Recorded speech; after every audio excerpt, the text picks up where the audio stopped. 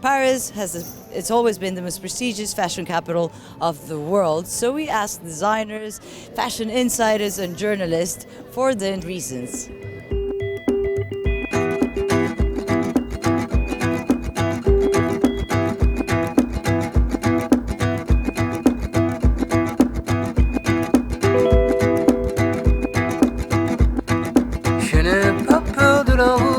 You know, there is a special mood here. It's very conservative, this city, very historical in terms of architecture, but there is an energy, which is not the same as London or New York, because we have this tradition very heavy, sometimes too heavy behind, but with this culture of fashion and mixed with art and craft.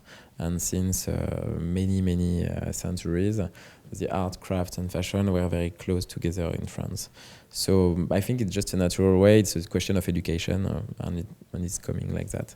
But why now? I don't know. There is a special mood. People love to come here, and there is a lot of parties and shows, a lot of shows. So it's still like a capital, which is nice.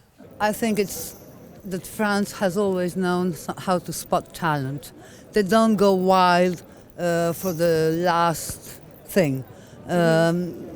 There is a kind of understanding, immediate understanding. Doesn't mean that they buy. It's not a very good public for buying. But for understanding, it's always been true. I mean, you become famous in Paris. Ton message à la grande eau, c'est la trajectoire de la course à l'instantané, le velours, même s'il ne sert à rien. Le vent l'emportera. It'll always be the leader, just by result of emerging designers coming here, because it's where everyone travels to. Even if they miss other fashion weeks, everyone always makes it to Paris. You know, the kind of people who come to Paris to see what designers have done is kind of, you can't get that anywhere. People really respect Paris, and I'm just very privileged that I have the opportunity to show here. It's kind of it was something that came about when I won the Andam Award a couple of years ago, and it was something that I didn't really have a lot of time to think about. But it's amazing to be here and to kind of, it's a very chic, beautiful city and very chic, beautiful women in which it inhabits. So for me it's a complete honour. Paris, I think, will always be seen as kind of top dog when it comes to Fashion Week. So it gives you the sense of freedom to create. I think people understand what's in your mind. They don't judge you for what's in their mind. They judge you for what you are, which I like. There is still a sense of fashion with a cultural side. There is still the belief in Paris that fashion is business, of course, but it's not only business. It's telling more. It's about culture. It's about telling who you are, and And I think it's very important to keep this side of fashion.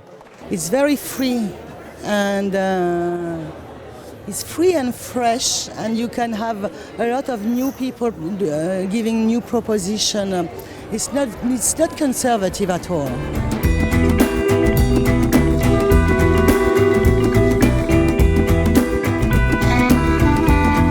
Paris has always been and always will be. It has this magic about it, that remains in fashion. In the fashion world, it's something, I think maybe Paris is a beautiful woman, and therefore, it's sort of the écrin, as you say in French, like the jewelry box for fashion. This is about history, I would say. It's true that the first thing I asked Mr. Cerruti when I met him is, you're Italian, why did you decide to open your business here in France? And he reminded me that when he did that in the 50s, early 60s, he had no choice. In Europe, it was Paris.